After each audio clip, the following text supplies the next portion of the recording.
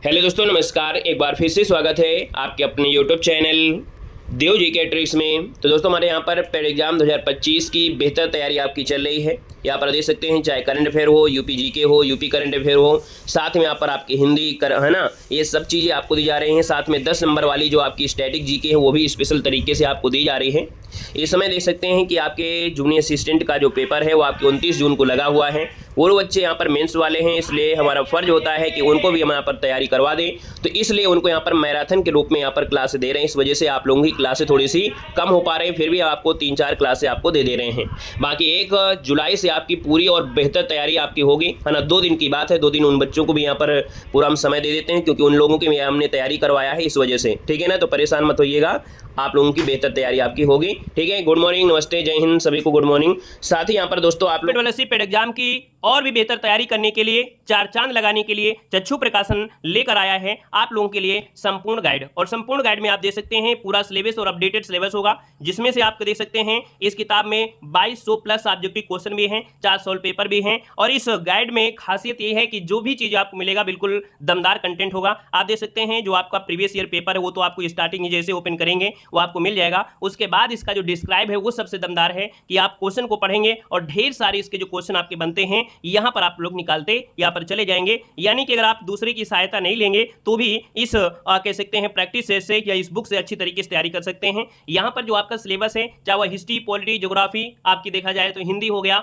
या जितना भी आपका सिलेबस है उसका बेहतर तरीके से यहाँ पर डिस्क्राइब होगा। वह पॉइंट टू पॉइंट यहाँ पर आपको देखो समझाया भी गया है, ताकि जो भी चीज आपको जरूरत हो, जैसे मान लीजिए कोई क्वेश्चन है जिसका एग्जाम में क्वेश्चन कैसे बनता है, उसका जो आपका ब्लैक भी कर दिया गया है, ताकि आपको आसानी से यहाँ पर समझ पाए। स्ट्रक्चर की जरूरत पड़ती है तो स्ट्रक्चर, और इसके बाद देखा जाए तो सब कुछ तो है भी। यहाँ पर खासियत है यूपीएससी में जो आपका आयोग ने पूछा है अभी तक जो क्वेश्चन है प्रीवियस ईयर, वो भी इसमें ऐड कर दिए गए हैं। और ये तो आपके मिलेंगे, साथ में इसका डिस्क्राइब भी आपको देखने को यहाँ पर मिलेगा। तो इस बुक को आप लोग ऑनलाइन लेना है तो लिंक डिस्क्रिप्शन बॉक्स में दी गई है, उससे आप लोग परचेज कर सकते हैं, है ना। और अगर चाहें तो आप लोग इसको अपने नजदीकी बुक स्टॉल से ले सकते हैं। चक्षु प्रकाशन में यहाँ पर दे सकते हैं कि गाइड के साथ साथ यहाँ पर प्रैक्टिस सेट भी मार्केट में आपको मिल जाएगा, और चाहे तो इसको कम्बो ऑफर में भी ले सकते हैं या अलग अलग ले सकते हैं। ठीक है, दोनों सुविधाएं आपको अवेलेबल हैं, तो आप लोग ले सकते हैं। ठीक है, तो चलिए स्टार्ट करते हैं आज की इस वीडियो को, और बेहतर तरीके से हम लोग क्लास को सॉल्व करने वाले हैं। कि तीसरे आंग्ल मैसूर युद्ध को रोकने के लिए टीपू सुल्तान ने अंग्रेजों के साथ कौन सी संधि किया था? बताओ जल्दी से, इस क्वेश्चन का जवाब क्या हो जाएगा? चलिए, सभी को नमस्ते, जय हिंद, गुड मॉर्निंग, राधे राधे, सभी को नमस्ते। चलिए, तो यहाँ पर देख सकते हैं आपका पहला क्वेश्चन आपकी स्क्रीन पर है, और आपसे कह रहा है सर, तीसरे आंग्ल मैसूर युद्ध को रोकने के लिए टीपू सुल्तान ने अंग्रेजों के साथ कौन सी संधि की थी? बड़ा अच्छा क्वेश्चन है, लाजवाब क्वेश्चन है। 1 की अगर हम बात कर लेते हैं तो आप कहेंगे सर इसका जो ऑप्शन है वो आपका बी हो जाएगा, श्रीरंगपट्टनम की संधि की थी। यानी अगर हम बात करते हैं तो ऑप्शन जो आपका आएगा यहाँ पर क्या हो जाएगा, तो आपका बी नंबर है, श्रीरंगपट्टनम की संधि किया था। याद रखिए, इसका ऑप्शन नंबर आपका बनेगा बी। ये तीसरा आंग्ल मैसूर युद्ध की बात हो रहा है, पहला नहीं हो रहा है, याद रखिए, यहाँ पर बात हो रही है, तीसरा आपका है दोस्तों, याद रखना है। ठीक है ना। और यहाँ पर देखिए अगला क्वेश्चन आपके सामने, और आपसे कह रहा है कि निम्नलिखित में से कौन poverty and un-British rule in India के लेखक आपके हैं? यहाँ पर क्वेश्चन नंबर आपके दूसरे का जवाब देना है, आपका आंसर इनमें से क्या है? भैया आप लोगों के पास नोटिफिकेशन आता है कि नहीं आता है इस क्लास का? काफी लोग यहाँ पर कम जुड़ा करते हैं, स्टार्टिंग में, बाद में बढ़ते हैं। क्या आप लोगों के पास नोटिफिकेशन नहीं मिल पा रहा है? क्या समस्या आ रही है? चलिए, क्वेश्चन नंबर आपका दूसरा है, निम्नलिखित में से कौन poverty and un-British rule India के लेखक है? इसका जो आंसर बनेगा यहाँ पर आपका राइट इनमें से क्या हो जाएगा? देखा जाए तो दूसरे का जो ऑप्शन है, दूसरे नंबर का ऑप्शन आपका यहाँ पर हो जाएगा दादा भाई नौरोजी। यानी ऑप्शन नंबर आपका जो दिया है वो आपका डी नंबर इसका राइट हो जाएगा, डी नंबर आपका बन जाएगा दादा भाई नौरोजी, जिसका ऑप्शन आ रहा है बिल्कुल सही हो जाएगा, है ना। यहाँ पर आगे बढ़ते हैं, क्वेश्चन आपसे अगला पूछा गया है कि 1815 ईस्वी में निम्नलिखित में से किसने कलकत्ता में आत्मीय सभा की स्थापना की थी? चलो, पेन का कलर मैच नहीं हो पा रहा है अभी तक। चलो, यहाँ पर जवाब देना है, आपसे कह रहा है निम्नलिखित में से कलकत्ता में आत्मीय सभा की स्थापना जो किया था वो किसने किया था? इसका ऑप्शन क्या हो जाएगा? यहाँ पर तीसरा नंबर है, और तीसरे की अगर बात कर लेते हैं तो आप कहेंगे सर ये जो आपके थे राजा राम मोहन राय। यानी ऑप्शन नंबर आपका जो बनेगा वो आपका बी नंबर है, राजा राम मोहन राय थे जिन्होंने कलकत्ता में आत्मीय सभा की स्थापना की। यानी ऑप्शन नंबर आपका बी यहाँ पर राइट हो जाएगा, बी नंबर आपका बन जाएगा। क्लियर हो गया है? चलिए, कब किया था? तो आपके 1814 में किया था, 1814 में किया था। आगे बढ़ते, क्वेश्चन आपसे अगला पूछा गया है, निम्नलिखित में से कौन इलाहाबाद में 1857 के संग्राम के नेता थे? हर महादेव, हर महादेव, सभी को नमस्ते, वेरी गुड। चलिए, निम्नलिखित में से कौन इलाहाबाद में 1857 के संग्राम के जो नेता थे वो आपके कौन थे? इलाहाबाद से पूछा है, और जब इलाहाबाद में पूछा है तो आप कहेंगे फिर इलाहाबाद से देखा जाए तो आपके थे कौन? तो आपकी ये मौलवी लियाकत अली है। यानी राइट आंसर आपका जो बनेगा वो आपका बी नंबर मौलवी लियाकत अली, जिसको ऑप्शन आ रहा है बिल्कुल सही आंसर इनमें से हो जाएगा, राइट हो जाएगा, है ना। चलो अगले क्वेश्चन पर आते हैं। क्वेश्चन आपसे अगला पूछा गया है और आपसे कह रहा है सिंधु सभ्यता की ईंटों का जो अलंकरण है वो किस स्थान से मिला है? चलिए जवाब देना है। यहाँ पर आपका जो आंसर बनेगा वो आपका राइट इनमें से क्या हो जाएगा?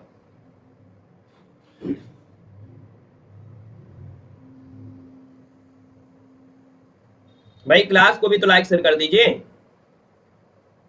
हैं?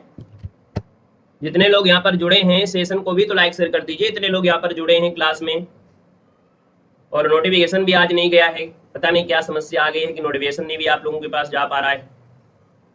चलो फटाफट जवाब दीजिएगा, है ना। सेशन को लाइक शेयर कर दीजिएगा और शेयर भी कर दीजिए, क्योंकि आज शायद नोटिफिकेशन आप लोगों का नहीं गया है किसी के पास। चलिए यहाँ पर देखो, सिंधु सभ्यता की जो ईंटें थी इनका जो अलंकरण पूछा है, यानी देखा जाए तो आपका जो आंसर आएगा 5 नंबर में वो ऑप्शन हो जाएगा कालीबंगा, यानी फर्स्ट नंबर इसका राइट हो जाएगा। आप कहेंगे सर यहाँ पर देखा जाए तो आपकी कालीबंगा में मिला है, और ये नगर जो है राजस्थान के हनुमानगढ़ जिले में आपका है, दोस्तों याद रखना है ना। यहाँ पर भवनों का जो निर्माण है वो कच्ची ईंटों से हुआ था। यहाँ पर जो भवनों का निर्माण हुआ है वो कच्ची ईंटों से हुआ है, यानी ऑप्शन नंबर आपका फर्स्ट यहाँ पर राइट हो जाएगा। आगे बढ़ते हैं। क्वेश्चन नंबर आपका 6 दिया गया है, निम्नलिखित में से किस अधिनियम ने केंद्र में द्वैध शासन प्रणाली स्थापित किया?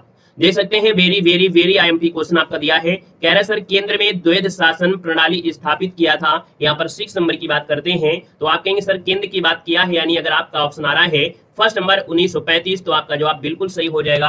आप कहेंगे सर 1935 की ढेर सारी आपकी विशेषताएं थी, जैसे प्रांतों में द्वैध शासन समाप्त करके केंद्र में द्वैध शासन प्रणाली शुरू किया गया था, प्रांतों को स्वायत्तता प्रदान किया गया था, संघीय न्यायालय की स्थापना की गई थी, संघ सूची, प्रांतीय सूची और समवर्ती सूची भी इसी में आपकी लाई गई थी। यानी ये जो आपका अधिनियम है वेरी वेरी एमपी है, और आपके एग्जाम में ये स्पेशल आपका टॉपिक दिया गया है, यानी आपके एग्जाम में ये सिलेबस में अलग से दिया गया है। 1935 का जो अधिनियम है ये अलग से सिलेबस के रूप में दिया गया है। ठीक है, हर महादेव। अगला क्वेश्चन आपके सामने है और आपसे कह रहा है महात्मा गांधी ने किस आंदोलन के लिए करो या मरो का नारा दिया था? क्वेश्चन नंबर आपका 7 है और आपसे कह रहा है महात्मा गांधी ने किस आंदोलन के लिए करो या मरो का नारा दिया था? 7 को ऑप्शन देना है। चलिए भाई सबके कमेंट नहीं आ रहे आज, क्या बात है? क्वेश्चन आपके क्या कठिन लग रहे हैं क्या आप सभी को? महात्मा गांधी ने किस आंदोलन के लिए करो या मरो का नारा दिया था? यहाँ पर देखा जाए तो आप कहेंगे सर 7 नंबर ऑप्शन बी बनेगा। ये है आपका भारत छोड़ो आंदोलन, है ना। नमस्ते भैया, नमस्ते नमस्ते। देखो भारत छोड़ो जो आंदोलन है इसमें दिया था करो या मरो का जो नारा है। यहाँ पर सबसे पहले यूसुफ मेहर अली ने इस शब्द को गढ़ा था, यानी जो करो या मरो का नारा है इस शब्द को यूसुफ मेहर अली ने गढ़ा था, लेकिन इसका प्रचार या इसको ज्यादा फैलाया था तो आपकी गांधी जी के द्वारा हुआ था। यानी राइट आंसर आपका बनेगा बी नंबर, जिसका आ गया है बिल्कुल सही हो जाएगा। क्लियर है? आइएगा, क्वेश्चन नंबर आपका दिया है 8 नंबर में। चलिए गुड मॉर्निंग, गुड मॉर्निंग। कह रहे भारत के भीतर और बाहर दोनों में क्रांतिकारी की सक्रिय भूमिका निभाने वाले एकमात्र भारतीय राजकुमार कौन थे? यानी ये भारत के भीतर भी और भारत के बाहर दोनों तरफ से यहाँ पर देखा जाए क्रांतिकारी की सक्रिय भूमिका निभाई, और ये एक भारतीय राजकुमार थे। यहाँ पर 8 नंबर का ऑप्शन बी हो जाएगा। दोस्तों राजा महेंद्र प्रताप का नाम आपने सुना होगा। खुश रहिए, राधे राधे, राधे राधे। यहाँ पर देखिए 8 नंबर है और 8 की बात करते हैं तो आप कहेंगे सर यहाँ पर ऑप्शन बी हो जाएगा। जो राजा महेंद्र प्रताप हैं ये ऐसे भारतीय राजा रहे हैं जो अपने भारत में भी और भारत के बाहर भी क्रांतिकारी की सक्रिय भूमिका निभाने वाले व्यक्ति थे, यानी आपका आंसर हो जाएगा बी नंबर है। और इससे रिलेटेड हुआ क्वेश्चन आपका 2023 में पूछा गया था इस रिलेटेड, और अभी आपके 2025 में जूनियर असिस्टेंट से रिलेटेड क्वेश्चन आपसे पूछा गया था। आगे बढ़ते हैं। क्वेश्चन आपसे अगला पूछा गया है और आपसे कह रहा है विश्व की इतिहास की झलक ना, विश्व इतिहास की झलक, इसके रचयिता कौन है? चलिए यहाँ पर देना है आपका आंसर क्या है। हॉस्पिटल में क्या हो गया भाई आपको, जो हॉस्पिटल में आप हैं, कोई समस्या? देखो विश्व इतिहास की झलक, इसके जो रचयिता है वो आपके हैं कौन? खुश रहिए, गुड मॉर्निंग। देखो 9 नंबर की बात करते हैं तो आप कहेंगे सर ये आपके जवाहरलाल नेहरू हैं, यानी कि विश्व इतिहास की जो झलक है इसके रचयिता जो आपके हैं जवाहरलाल नेहरू हैं, यानी ऑप्शन नंबर आपका 9 का जो बनेगा वो आपका ए नंबर इसका राइट हो जाएगा। और ये 1933 में लिखी गई थी आपकी किताब। कब? 1933 में ये पुस्तक लिखा था। इसमें देखा जाए तो पंडित नेहरू ने अपने दूरदर्शी नजरिए से मानव जाति के इतिहास की व्यापक व्याख्या किया है। आगे बढ़ते हैं। क्वेश्चन आपका दिया गया है कि भारत के स्वतंत्र होते समय इंग्लैंड का प्रधानमंत्री कौन था? यानी जब भारत क्या हुआ था, स्वतंत्र हुआ था, उस समय इंग्लैंड के प्रधानमंत्री कौन थे? थोड़ा स्लो कर दूंगा। चलो, भारत के स्वतंत्र होते समय इंग्लैंड के जो प्रधानमंत्री थे वो आपके कौन थे? चलिए 10 नंबर है। 10 नंबर की बात करते हैं तो आप कहेंगे सर ऑप्शन आपका बी है, क्लीमेंट एटली। क्लीमेंट एटली है, इस समय जो आप भारत स्वतंत्र हुआ था उसमें इंग्लैंड के प्रधानमंत्री क्लीमेंट एटली थे, यानी ऑप्शन नंबर आपको बी देना है। ए नंबर नहीं देना है, आपको देना है बी नंबर, आपको देना है, याद रखिएगा, ठीक है ना। और यहाँ पर आगे बढ़ते हैं, क्वेश्चन दिया है सूर्य तथा पृथ्वी के मध्य ग्रह कौन सा है। सूर्य और पृथ्वी के मध्य ग्रह पूछा गया है, और यहाँ पर देखा जाए तो सौर मंडल के केंद्र में जो आपका सूर्य है वो केंद्र में है, उसके चारों तरफ सूर्य आपके चक्कर लगा रहे हैं। और दूरी की क्रम में बात करते हैं तो बुध शुक्र पृथ्वी मंगल बृहस्पति, यानी आपसे पूछा है सूर्य और पृथ्वी के बीच कौन सा है, तो ऑप्शन सी हो जाएगा बुध और शुक्र, जिसका ऑप्शन है सी नंबर, आपका जवाब बिल्कुल सही बनेगा। क्वेश्चन नंबर आपका दिया है 12 निम्नलिखित में से किस भारतीय राज्य की जो सीमाएं हैं वो भूटान के साथ नहीं मिलती हैं। भूटान के साथ नहीं मिलती हैं, यहाँ पर क्वेश्चन नंबर आपको 12 का जवाब सही देना है। 12 नंबर की बात करते हैं तो आप कहेंगे सर यहाँ पर देखो भूटान के साथ सीमा आपका सिक्किम बनाता है, अरुणाचल प्रदेश भी बनाता है और पश्चिम बंगाल भी बनाता है, लेकिन मेघालय नहीं बनाता है। गुड मॉर्निंग भैया, गुड मॉर्निंग, वेलकम है, स्वागत है, अभिनंदन है। यहाँ पर जो ऑप्शन आपका आ गया है बी नंबर, वो आपका जवाब बिल्कुल सही बनेगा। मेघालय बहुत दूर पड़ जाता है, जो आपका भूटान है उससे मेघालय काफी नीचे है ना, काफी नीचे आपको पड़ जाता है मेघालय, है ना। मेघालय में भी एक कांड भी आपने सुना होगा हाल ही में। यहाँ पर अगला क्वेश्चन आपसे दिया गया है कौन सा पर्वत हिमालय श्रृंखला का अंग नहीं है। कौन सा ऐसा पर्वत है जो हिमालय पर्वत श्रृंखला का अंग नहीं है। यहाँ पर क्वेश्चन आपका 13 है। जैसो अरावली है, कुनकुल है, कराकोरम है और हिंदकुश है। यहाँ पर जो आंसर है वो आपका होगा क्या। राम राम भाई, राम राम, वेलकम। देखो हमने कहा सर अरावली की अगर बात करते हैं तो ये हिमालय पर्वत की श्रृंखला नहीं है, बाकी देखा जाए तो आपका कुनकुल है, कराकोरम है, हिंदकुश है, ये सब हिमालय की श्रृंखला में ही आते हैं। तो ऑप्शन देना है आपको अरावली, जो कि आपके राजस्थान में आपका है मुख्य रूप से। वैसे देखा जाए तो दिल्ली, राजस्थान, हरियाणा में, गुजरात में भी विस्तार है। यहाँ पर आंसर आपका फर्स्ट बनेगा। क्वेश्चन आपका दिया है सुंदर वन का जो डेल्टा है इसका निर्माण करने वाली नदियां आपकी कौन सी हैं। चलिए भाई यहाँ पर जो आप देना है आपका जो आंसर बनेगा इनमें से कि सुंदर वन डेल्टा का निर्माण करने वाली नदियां आपकी कौन सी हैं। यहाँ पर देखा जाए तो सुंदर वन आपका डेल्टा है, और यहाँ पर जो निर्माण करती है इस डेल्टे का वो कौन कौन सी नदियां हैं। क्वेश्चन नंबर आपका 14 है, और आप कहेंगे सर गंगा और ब्रह्मपुत्र का जो डेल्टा है सबसे बड़ा डेल्टा है ना, जो आपका गंगा ब्रह्मपुत्र का डेल्टा है, यानी ऑप्शन नंबर आपका फर्स्ट यहाँ पर है, राइट हो जाएगा। क्लियर है, आगे बढ़ते हैं। क्वेश्चन आपसे दिया गया है शिव समुद्रम जल विद्युत परियोजना जो आपकी स्थित है वो आपकी कहाँ पर है। शिव समुद्रम जल विद्युत परियोजना, वेरी वेरी आईएमपी क्वेश्चन आपका है। यहाँ पर जवाब देना है कि सर जो शिव समुद्रम जल विद्युत परियोजना है वो आपकी कहाँ पर स्थित है, कौन से राज्य में है। चलिए यहाँ पर देखा जाए तो क्वेश्चन नंबर आपका 15 है, और 15 का जवाब यहाँ पर आने शुरू हो गए हैं, काफी लोगों के जवाब भी आ रहे हैं। आपका जो आंसर बनेगा इनमें से राइट क्या हो सकता है। चलो भाई,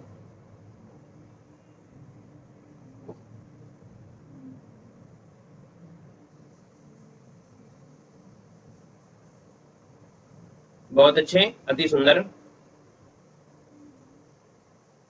हाँ बिल्कुल सही जवाब आ गया है। शिव समुद्रम जल परियोजना से इतना अच्छा कह सकते हैं क्वेश्चन बनता है, और छोटे एग्जाम हो चाहे बड़े एग्जाम हो यहाँ से क्वेश्चन बनता ही बनता है। यहाँ पर देखा जाए तो ये जो आपका कर्नाटक है, यानी कर्नाटक जिसका ऑप्शन आया है बिल्कुल राइट हो जाएगा, कर्नाटक में आपका है। और दोस्तों ये 1902 में बनाया गया था। कब? 1902 ईस्वी में इस परियोजना को बनाया गया था, और ये भारत की पहली जल विद्युत परियोजना थी जो आप कावेरी नदी पर है। किसमें है? तो आपकी कावेरी नदी पर है, और भारत की पहली जल विद्युत परियोजना है। दोस्तों याद रखिएगा, क्लियर है ना, बिल्कुल आईएमपी क्वेश्चन है। क्वेश्चन नंबर आपका दिया है 16 में, किसी देश का जीवन स्तर प्रतिबंधित होता है। किसी देश का जो जीवन स्तर है वो प्रतिबंधित होता है, यानी देखा जाए तो आपके प्रति व्यक्ति आय से होता है। कोई भी देश है अगर जीवन स्तर अगर उसकी पहचान की जाती है तो उस व्यक्ति के प्रति व्यक्ति आय से होती है कि उसकी इनकम कितनी है ना, उसकी इनकम कितनी है, यानी व्यक्ति धन अर्जित कर रहा है उसकी मात्रा को मापने के लिए प्रयुक्त किया जाता है। ऑप्शन आपका बी अगर आया है बिल्कुल जवाब सही बनेगा। क्वेश्चन नंबर आपका 17 है, और आपसे कह रहा है कि सर ऑपरेशन फ्लड का संबंध निम्नलिखित में से किससे जुड़ा हुआ है। क्वेश्चन नंबर 17 का जवाब देना है, और आपसे कह रहा है सर ये बताना है कि ऑपरेशन फ्लड का जो संबंध है वो आपकी किससे है। 17 की बात करते हैं तो आप कहेंगे सर ये दुग्ध उत्पादन से जुड़ा है, यानी देखा जाए तो आपका जो आंसर है वो आपका भी हो जाएगा, दुग्ध उत्पादन हो जाएगा। और दोस्तों याद रखिएगा बात कब की है, 1970 के समय की बात है ना।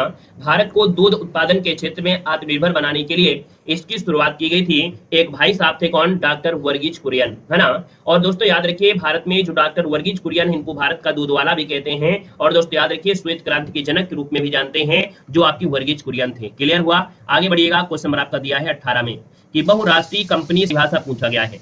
तो हम कहेंगे सर बहुराष्ट्रीय कंपनी मतलब होता है ऐसी कंपनी जो कई देशों में अपना कार्य संचालन करती है। क्या? ऐसी कंपनी जो कई देशों में अपना कार्य संचालित करती है उसे बहुराष्ट्रीय कंपनी कहते हैं। यानी ऑप्शन अगर आपने बी चुना है तो आपका जवाब यहाँ पर राइट हो जाएगा। दोस्तों याद रखना है। आगे बढ़ते हैं। क्वेश्चन आपसे अगला पूछा गया है, क्वेश्चन नंबर आपका 19 है। यदि सकल राजकोषीय घाटे में ब्याज भुगतान को निकाल दिया जाए तो अवशेष को क्या कहा जाता है, यहां पर देना है। चलिए, थोड़ा सा बफरिंग हुई होगी हल्की से, लेकिन अब नहीं होगी। चलिए, अब नहीं होगी, अभी हल्की सी फ्लैक्चुएशन जो हुआ था, है ना, अब नहीं होगा। कह रहे यदि सकल राजकोषीय घाटे में ब्याज भुगतान को निकाल दिया जाए तो अवशेष को कहा जाता है। यहाँ पर जो आंसर है वो आपका होगा 19 नंबर में। क्या दोस्तों नोट करिएगा, ये आपका सकल प्राथमिक घाटा है, इसे कहते हैं सकल प्राथमिक घाटा। यानी जो ऑप्शन है आपका यहाँ पर फर्स्ट नंबर इसका राइट हो जाएगा। इकोनॉमी से क्वेश्चन है, थोड़ा कठिन आपका जरूर हो सकता है कि सकल प्राथमिक घाटा इसे कहते हैं जब सकल राजकोषीय घाटे में ब्याज भुगतान को निकाल देते हैं तब। ठीक है ना। आगे बढ़िएगा। क्वेश्चन नंबर आपसे अगला पूछा गया है और आपसे कह रहा है कि भारत में आर्थिक नियोजन का पिता किसे कहते हैं। 2021 में हमने कहा था 2021, 2022, 2023 के हर शिफ्ट में यहाँ से क्वेश्चन पूछा गया है आपके सिलेबस में। यहाँ से और 2-4 ही क्वेश्चन आपके बनते हैं और वो क्वेश्चन आपके बार बार होते हैं। भारत में आर्थिक नियोजन का पिता जो कहते हैं वो आपको किसे कहते हैं, याद रखिएगा, ये है एम विश्वेश्वरैया है। यानी ऑप्शन नंबर आपने अगर डी चुना है तो आपका जवाब सही हो जाएगा। दोस्तों एम विश्वेश्वरैया की बात करते हैं तो आपका जो आंसर आएगा वो डी के साथ यहाँ पर चला जाएगा। दोस्तों याद रखिएगा, ठीक है ना, क्लियर है, नोट कर लीजिएगा। और यहाँ पर आगे बढ़ते हैं। क्वेश्चन नंबर आपका दिया है 21 में कि संसदीय तंत्र में निम्नलिखित में से वास्तविक कार्यपालिका आपकी कौन सी है। कह रहे संसदीय तंत्र में निम्नलिखित में से वास्तविक कार्यपालिका इनमें से कौन है, 21 नंबर आपसे कह रहा है। तो दोस्तों याद रखिए, जब संसद का कोई काम होता है और उनमें देखा जाए तो मुख्य रूप से जो वास्तविक कार्यपालिका होती है वो मंत्रिपरिषद होती है। यानी ऑप्शन नंबर आपका बी हो जाएगा, मंत्रिपरिषद हो जाएगा, राइट आंसर हो जाएगा, मंत्रिपरिषद हो जाएगा। चलो अगला क्वेश्चन यहाँ पर दिया गया है, भारतीय संविधान के किस भाग में संघीय न्यायपालिका का उल्लेख किया गया है। बताना है भारतीय संविधान के किस भाग में संघीय न्यायपालिका का उल्लेख किया गया है। 22 नंबर दिया गया है। तो दोस्तों याद रखिए, जो संघीय न्यायपालिका है, संघीय न्यायपालिका है, दोस्तों याद रखिए 22 नंबर में ये ऑप्शन जो आपका दिया है भाग 5 में, इसको भी नोट करिएगा। अभी हाल ही में 2025 में भी ये क्वेश्चन पूछा गया है, 2022 में भी ये क्वेश्चन आपसे पूछा गया था कि जो संघीय न्यायपालिका का उल्लेख किया गया है वो कौन से भाग में है। तो आप कहेंगे सर भाग नंबर 5 में है, यानी ऑप्शन नंबर आपका बनेगा डी नंबर, इसका राइट हो जाएगा। दोस्तों याद रखना है, जो कि यहाँ पर भाग 5 जो स्टार्ट होता है वो आर्टिकल नंबर 124 से स्टार्ट होता है और 147 तक आपके होते हैं, जो कि संघीय न्यायालय अथवा सर्वोच्च न्यायालय की गठन से संबंधित आपके प्रावधान मिलते हैं। यानी ऑप्शन आपका डी नंबर यहाँ पर सही हो जाएगा। आगे बढ़ते हैं। क्वेश्चन नंबर आपका 23 दिया गया है और आपसे कह रहा है कि भारतीय संविधान के किस अनुच्छेद में अनुसूचित जातियों और अनुसूचित जनजातियों के आरक्षण का प्रावधान किया गया है। यहाँ पर यह आर्टिकल आपसे पूछा जाता है हर बार। यहाँ पर देखा जाए 2021 में से आपसे पूछा गया था जो अनुसूचित जाति है और जनजातियां, इनका कौन सा आर्टिकल है, यानी इनका प्रावधान किस आर्टिकल में है। अब इसमें पूछ लिया है कि आरक्षण का प्रावधान क्या है। बात वही है, बस क्वेश्चन का तरीका थोड़ा सा होता है। क्वेश्चन आपका होगा, ये जो ऑप्शन नंबर आपका दिया है डी नंबर है 335 जो आपका दिया है, यानी 335 जिसका ऑप्शन आ गया है यहाँ पर जवाब बिल्कुल सही हो जाएगा। इस आर्टिकल के तहत संघ हो या राज्य हो, है ना, उनमें से आपके संबंधित जो आपके हैं उनसे रिलेटेड आपका है। यहाँ पर अगला क्वेश्चन आपसे दिया गया है कि विश्व का सबसे बड़ा लिखित और सर्वाधिक व्यापक संविधान किस देश का है। तो बिल्कुल आसान क्वेश्चन है, आपको यहाँ पर सोचने समझने की आवश्यकता भी नहीं है। आप कहेंगे सर यहाँ पर देखा जाए सबसे बड़ा और सर्वाधिक व्यापक संविधान जो आपका है वो कहाँ का है, तो आप कहेंगे सर 24 नंबर का जो ऑप्शन आ गया है वो ऑप्शन नंबर आपका बी हो जाएगा, ये भारत है। वैसे भारत ने हर देशों से अध्ययन किया, हर देशों से यहाँ पर अध्ययन करने के बाद अपने देश के संविधान को सबसे बड़ा संविधान बना लिया, यानी ये भारत की क्वालिटी यही है, ऑप्शन बी बनेगा। क्वेश्चन नंबर आपका दिया है कि जिलाधीश प्रशासन की धुरी है, ये कथन किसने दिया है। यानी जिलाधीश ये प्रशासन की धुरी है, ये जो शब्द को कहा है दोस्तों आपकी जो अटल बिहारी वाजपेयी हैं।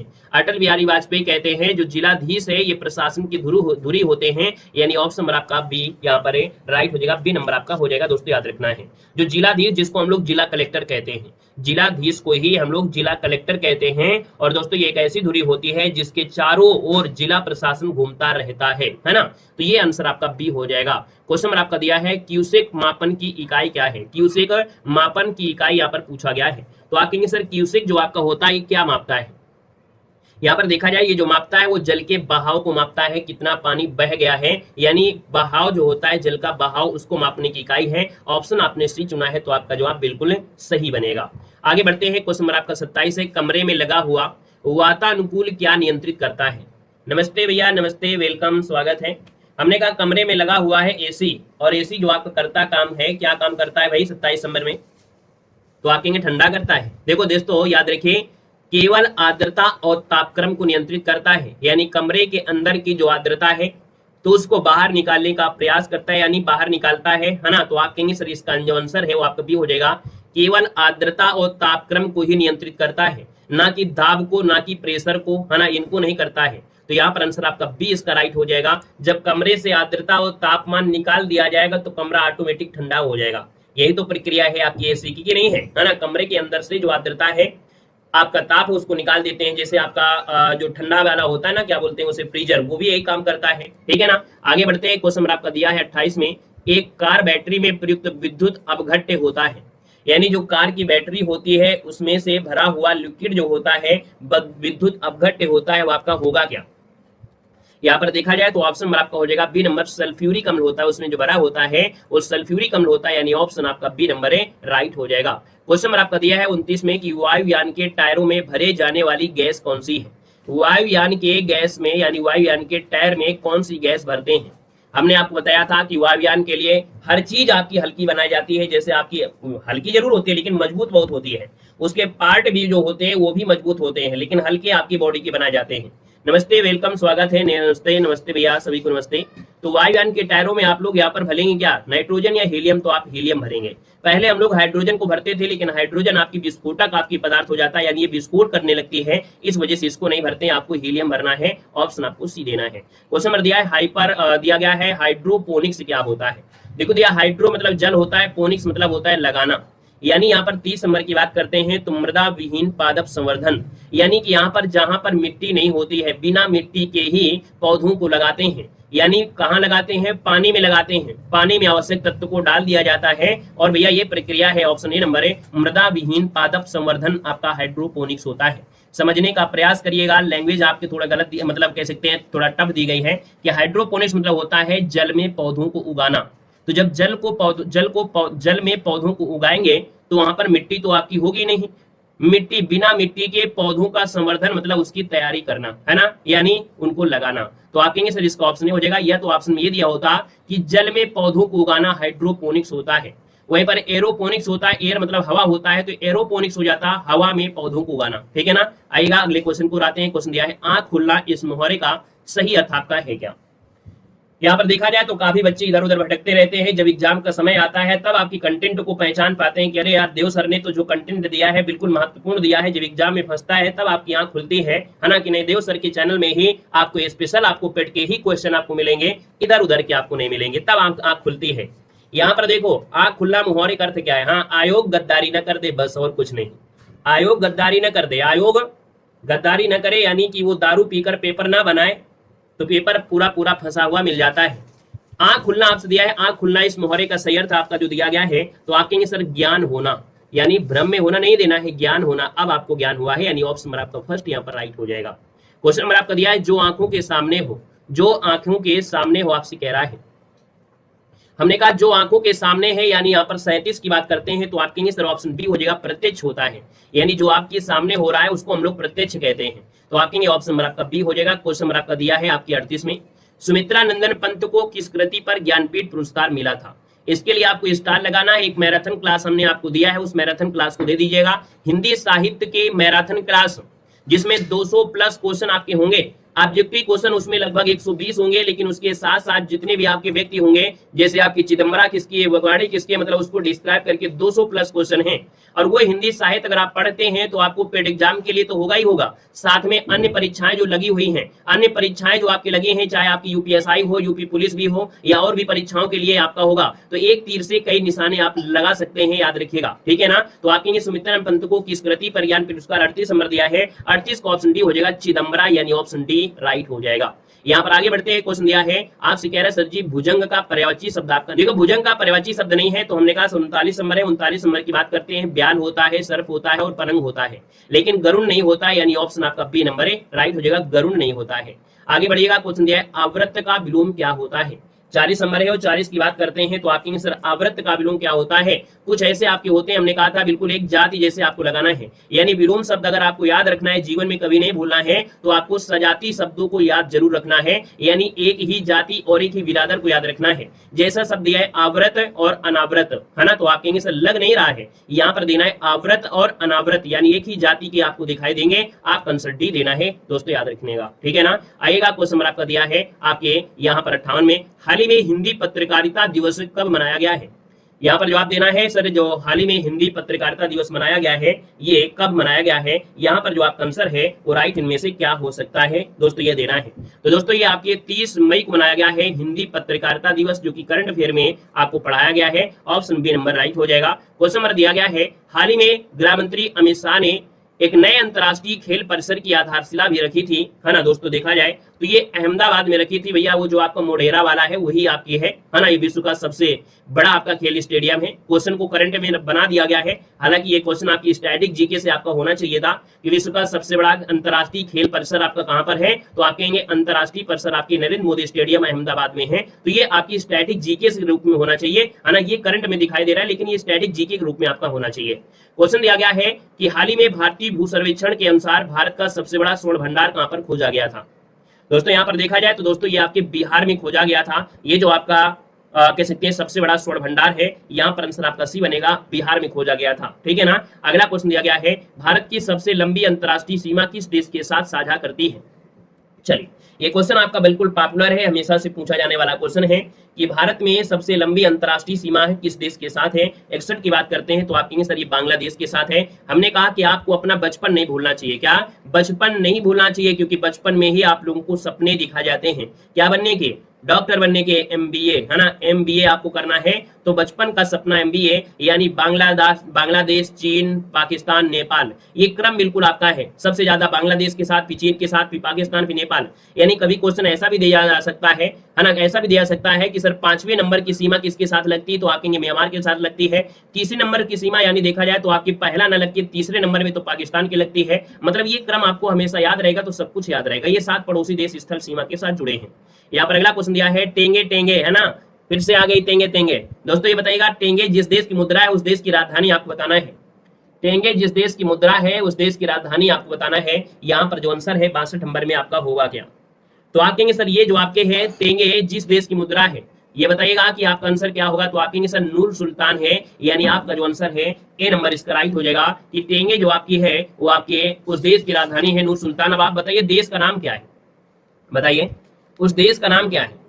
उस देश का नाम है कजाकिस्तान। क्या नाम है, कजाकिस्तान है, कजाकिस्तान देश का नाम है दोस्तों, याद रखिए। यहाँ की मुद्रा का नाम है तेंगे तेंगे, ठीक है ना। आइएगा अगले क्वेश्चन के साथ आते हैं। चलिए अगले क्वेश्चन को आइएगा। क्वेश्चन नंबर आपसे अगला पूछा गया है, आपसे कह रहा है विश्व का विशालतम लोकतांत्रिक प्रजातंत्र भारत की प्रथम लोकसभा कब आयोजित की गई थी। यानी विश्व का सबसे विशाल लोकतंत्र है, प्रजातंत्र भी है, और यह भारत की पहली लोकसभा आयोजित की गई थी, कब की गई थी। दमदार क्वेश्चन आपका दिया है, यानी क्वेश्चन तो आसान है लेकिन तरीका बड़ा दमदार कर दिया है इस क्वेश्चन का। आपका जो आंसर बनेगा वो राइट इनमें से क्या हो सकता है। साथियों देखा जाए तो 63 नंबर दिया है, और 63 की अगर बात कर लेते हैं तो आपका जो आंसर आ गया है लगभग हाजिर हो चुका है, यहाँ पर आंसर सी हो जाएगा। ये 13 मई 1952 को, 13 मई 1952 इसका जो आंसर है, यहाँ पर सी नंबर इसका राइट हो जाएगा। क्वेश्चन नंबर दिया गया है, IMF का पूरा नाम इनमें से क्या है। IMF का पूरा नाम क्या है आपको देना है। आपका 64 है, आपसे कह रहा है IMF का पूरा नाम क्या है।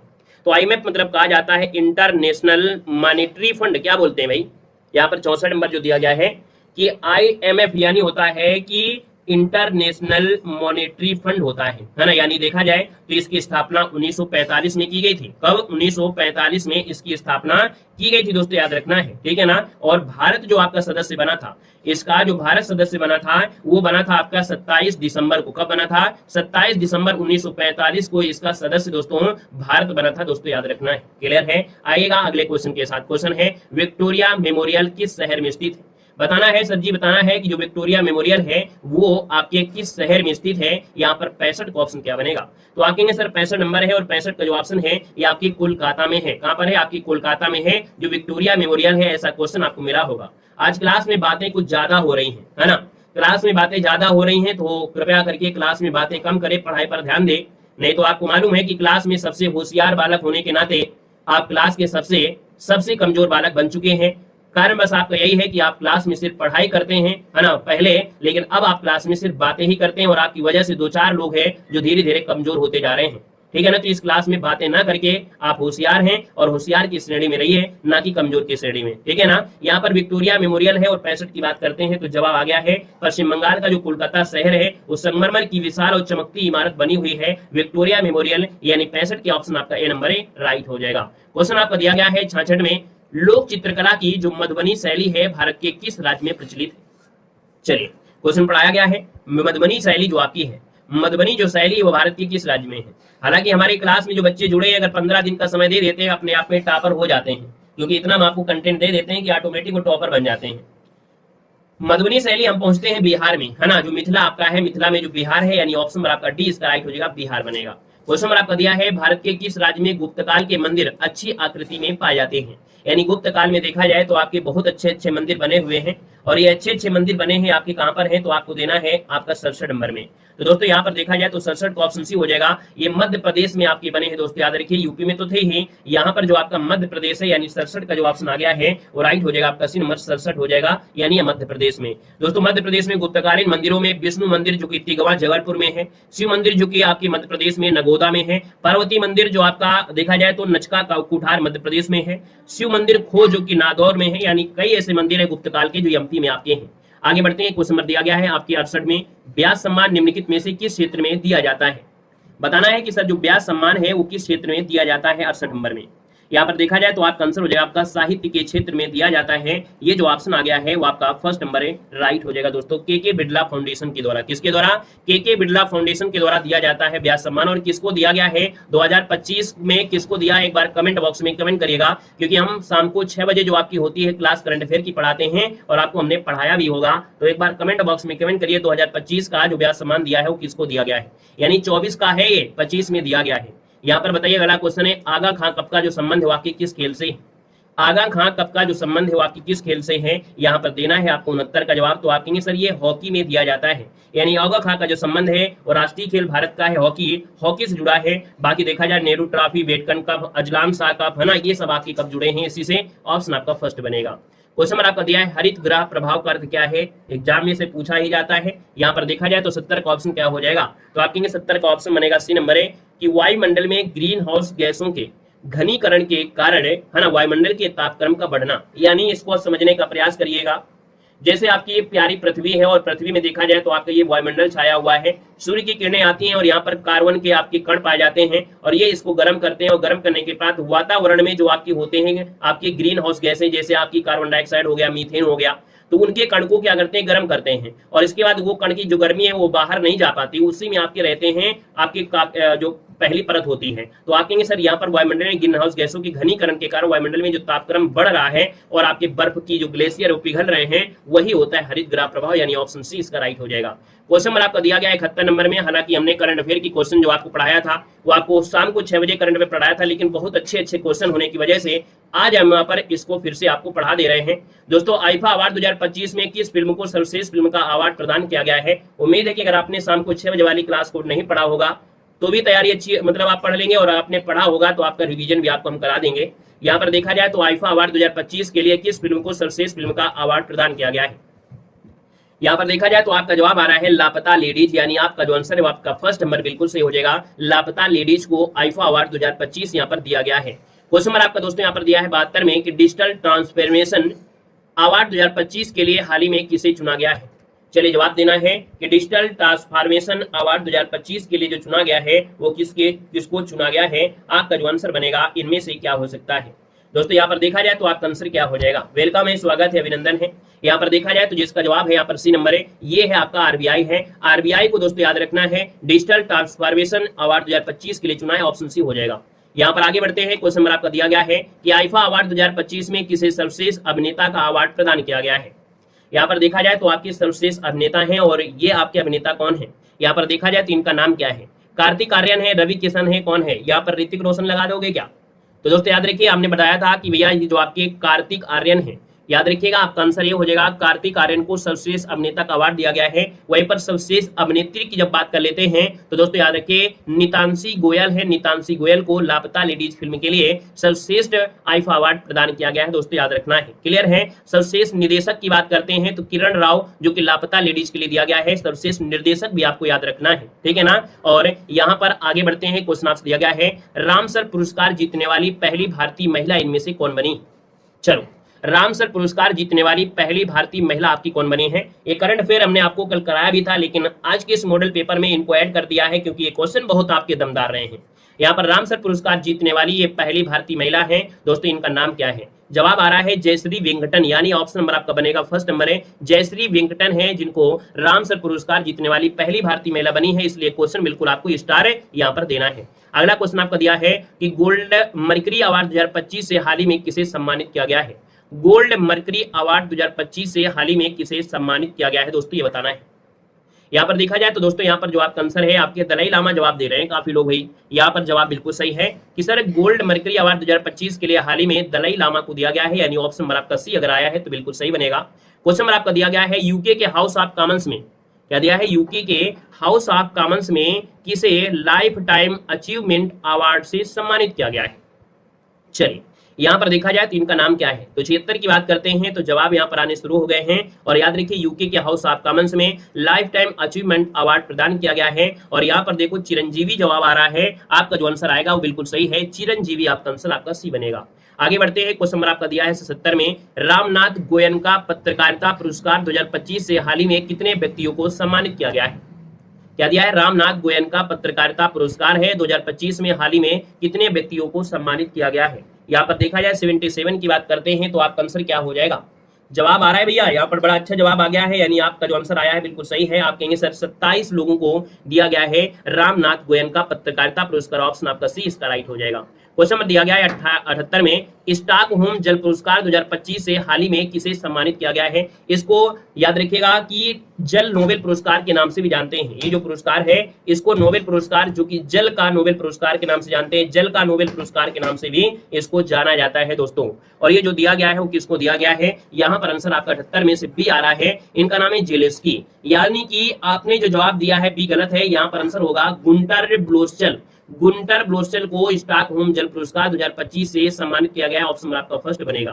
क्वेश्चन दिया गया है आईएफसीआई के एमडी और सीईओ के रूप में हाल ही में जो नियुक्त किया गया है वो किसको नियुक्त किया गया है। यहाँ पर जवाब देना है आईएफसीआई है ना, आईएफसीआई के एमडी और सीईओ के रूप में हाल ही में जो नियुक्त किया गया है वो आपके हैं कौन। यहाँ पर जो आपका आंसर आएगा वो आपका इनमें से क्या बनेगा, तो आगे सर यहाँ पर देखा जाए तो आंसर आ गया है, ऑप्शन आ रहा है सी नंबर राहुल भावे। राहुल भैया यहाँ पर देखिए राहुल भावे इनका नाम है और ये आईएफसीआई के एमडी और सीईओ रूप में हैं और स्थापना 1 जुलाई 1948 में, मुख्यालय हेडक्वार्टर आपके कहां पर है, नई दिल्ली में है। अगला क्वेश्चन दिया है कि मार्क कार्नी हाल ही में किस देश के प्रधानमंत्री आपके बने हैं। यहाँ पर जवाब देना है कि सर जो मार्क कार्नी है हाल ही में किस देश के यहाँ पर प्रधानमंत्री बने हैं। आपका जो आंसर बनेगा यहाँ पर राइट क्या हो सकता है दोस्तों, यहाँ पर देखा जाए तो आपका जो आंसर बनेगा वो सी हो जाएगा। ये कनाडा के बने हैं दोस्तों, मार्क कार्नी कनाडा के बने हैं, यानी ऑप्शन वाला जिसका आएगा वो आपका सी नंबर है, यहाँ पर राइट हो जाएगा, सी नंबर आपका राइट हो जाएगा। अगला क्वेश्चन आपका दिया है 81 नंबर में अंतर्राष्ट्रीय ओलंपिक समिति के अध्यक्ष के रूप में किसे चुना गया है।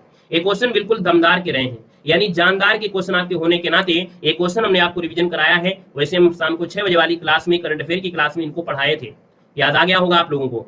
बताएगा कि अंतर्राष्ट्रीय ओलंपिक समिति के अध्यक्ष के रूप में किसे चुना गया है। बिल्कुल दमदार क्वेश्चन है, जबरदस्त क्वेश्चन आपका है, इसका जो आंसर बनेगा इनमें से क्या हो सकता है। चलिए जल्दी बताइएगा, कमेंट बॉक्स में कमेंट करिए जल्दी जल्दी। हाँ बिल्कुल सही है, यहाँ पर देखा जाए तो आप लोगों में से काफी लोगों के जवाब यहाँ पर आ चुके हैं और आपका आंसर आ रहा है नंबर क्रिस्टी कोवेंट्री। कौन है, यहाँ पर देखा जाए तो आपकी क्रिस्टी कोवेंट्री हैं, जिनको अभी हाल ही में अंतर्राष्ट्रीय ओलंपिक समिति के अध्यक्ष के रूप में चुना गया है। दोस्तों याद रखिएगा इसकी जो स्थापना हुई थी 1984 में हुई थी, लुसाने में हुई थी। हाँ लुसाने आपका स्विट्जरलैंड में है और अध्यक्ष आपके क्रिस्टी कोवेंट्री है, याद रखना है। ये जो आपकी डेली की क्लास में रात डोज में हम यहाँ पर हो, चाहे दिन डोज हो, सुबह 11 बजे हो, या आपकी कोई भी हमारे मॉडल पेपर उठाइएगा, उसके अंत में कुछ ऐसे आपके क्वेश्चन होते हैं बिल्कुल सिलेक्टेड होते हैं 2025 की परीक्षा में जो पूछे हुए आपकी विभिन्न परीक्षाएं होती हैं, उनकी जो आपकी क्वेश्चन होते हैं उनको हम यहाँ पर अलग से यहाँ पर सिलेक्ट कर लेते हैं। तो देखो यहाँ पर आपसे कह रहा है सजीव पॉइंट में से कि गोविंद खुराना को किस आविष्कार के लिए सम्मानित किया गया था। तो दोस्तों याद रखिए प्रोटीन के संश्लेषण के लिए हरगोविंद खुराना को यह पुरस्कार दिया गया था दोस्तों प्रोटीन के संश्लेषण के लिए। यहाँ पर याद रखिए प्रोटीन का संश्लेषण। क्वेश्चन दिया गया है प्रयोगशाला में सर्वप्रथम डीएनए का संश्लेषण किसने किया था? तो प्रयोगशाला में सर्वप्रथम डीएनए का संश्लेषण किया आपकी खुराना जी ने किया था। और अगला है दूरबीन का आविष्कार किसने किया था? दोस्तों याद रखिएगा दूरबीन का जो आविष्कार किया था गैलीलियो ने किया था, गैलीलियो हो जाएगा। और अगला आपसे कह रहा है सर विलियम रोंटगन ने आविष्कार किया। विलियम रोंटगन ने जो आविष्कार किया था एक्सरे मशीन, ये बार बार क्वेश्चन आपसे पूछा गया है कि जो एक्सरे मशीन की आविष्कार किया वो आपकी किसने? विलियम रोंटगन ने किया था। भाप के इंजन का आविष्कार जो किया था किसने? तो आपके जेम्स वाट ने किया। हमारे टेलीग्राम जो हमारा है टेलीग्राम देव जी की टेक है, वहां पर आप जुड़ जाएंगे तो ये आपको पीडीएफ वगैरह भी आपको मिल जाती है। विश्व की विशालतम दूरबीन आपकी कौन सी है? तो आइस क्यूब ये विश्व की विशालतम दूरबीन आपकी है। मशीन गन का जो आविष्कार है किसने किया था? तो मशीन गन का आविष्कार है आपके जेम्स पाकल द्वारा किया गया था, जेम्स पाकल के द्वारा किया गया था। वहीं पर माइक्रोस्कोप का प्रयोग किसके अध्ययन के लिए किया जाता है? तो दोस्तों माइक्रोस्कोप का जो प्रयोग है वो किसके अध्ययन के लिए? तो जो सूक्ष्म की वस्तुएं होती हैं और पास की वस्तु होती है उनको देखने के लिए माइक्रोस्कोप का प्रयोग करते हैं। थर्मोस्कोप जो कि प्रारंभिक थर्मामीटर का आविष्कार किसने किया था? तो दोस्तों जो थर्मास्कोप होता है ना, थर्मोस्कोप है और ये प्रारंभिक थर्मामीटर है, इन दोनों का आविष्कार आपकी गैलीलियो ने किया था। यहाँ पर आते हैं कुछ महत्वपूर्ण आपके ऐसे जो आपके आंदोलन हुए थे, जो गांधी जी से जुड़े हुए आपके कुछ महत्वपूर्ण आपके पॉइंट भी रहे हैं। चंपारण सत्याग्रह कब हुआ? मिलान करने के लिए आता है। तो चंपारण सत्याग्रह आपकी 1917 में हुआ था। अहमदाबाद मिल मजदूर आंदोलन आपकी 1918 में पहली बार। दोस्तों याद रखिएगा कि पहली बार जो आपकी गांधी जी थे, है ना, कौन है? गांधी जी थे, उन्होंने भूख हड़ताल किया था। याद रखिएगा भूख हड़ताल जो किया था वो आपकी यहीं पर किया था हड़ताल दोस्तों आपके 1918 में। खिलाफत आंदोलन दोस्तों 1919 में भी आया था और असहयोग आंदोलन 1920 में आया था। असहयोग आंदोलन जो आपका था ये आपकी 1922 में दोस्तों चौरी चौरा, है ना, जो आपका चौरी चौरा कांड हुआ था उस वजह से इसको क्या कर दिया गया था? हटा दिया गया था। यहाँ पर कांग्रेस की अध्यक्षता आपकी 1924 में गांधी जी ने किया था। 1924 में बेलगांव कर्नाटक में किया था। वहीं पर गांधी जी से अगला पॉइंट है कि जो दांडी मार्च है सविना वाक्य आंदोलन है 1930 में आपका शुरू किया गया था। दांडी मार्च आपका नौशेरी जिला आपकी पड़ता है गुजरात में, वहां से यहाँ पर शुरू किया गया था। यहाँ पर देखा जाए तो गांधी इरविन समझौता जो आपका हुआ था 1931 ईस्वी में हुआ था। द्वितीय गोलमेज सम्मेलन 1931 में हुआ था, गांधी जी इसमें भाग लिए थे, है ना। और पूना समझौता जो आपका हुआ था 1932 में हुआ था। ये गांधी जी से रिलेटेड से आपके कुछ आपके पॉइंट आपके हैं। चलिए ट्रिक का समय नहीं रह गया है ना। जब जमाना था तब आप पहले जुड़े थे, बहुत पहले से आप जुड़े हैं, आप जानते हैं जब जमाना था ट्रिक का तब ट्रिक से, अब आपके ट्रिक से काम नहीं चलता है भाई साहब, है ना। ट्रिक का जमाना चला गया है, अब आपको ट्रिक की आवश्यकता नहीं है। अब आपको डीपली अध्ययन करना है। 2023 की परीक्षा अच्छे पीसीएस वाले बच्चों को पसीने छुड़ा दिया था, है ना। तो अब आप ट्रिक पे पढ़ोगे ना तो ट्रिक से अब कुछ चलेगा नहीं। समय जब था ट्रिक का तब चलता था ट्रिक, ठीक है। अब यहाँ पर टिक टिक हो जाएंगे। अयोध्या अगर पूछा है कि अयोध्या किस नदी के किनारे है तो आपकी सर अयोध्या सरयू नदी के किनारे है। बद्रीनाथ अगर आप लोग गए होंगे तो बद्रीनाथ अलकनंदा नदी के किनारे है। गोरखपुर जो बसा है वो राप्ती नदी किनारे है। सूरत जो आपका है वो ताप्ती नदी किनारे है। बैतूल जो आपका शहर है वो आपकी ताप्ती नदी के किनारे है। दोस्तों वहीं पर देखा जाए जो श्रीनगर है वो झेलम नदी किनारे है। इलाहाबाद गंगा यमुना सरस्वती जो आपका संगम है। वाराणसी जो आपका है गंगा नदी किनारे है। कानपुर दोस्तों गंगा नदी किनारे बसा हुआ सबसे बड़ा शहर है।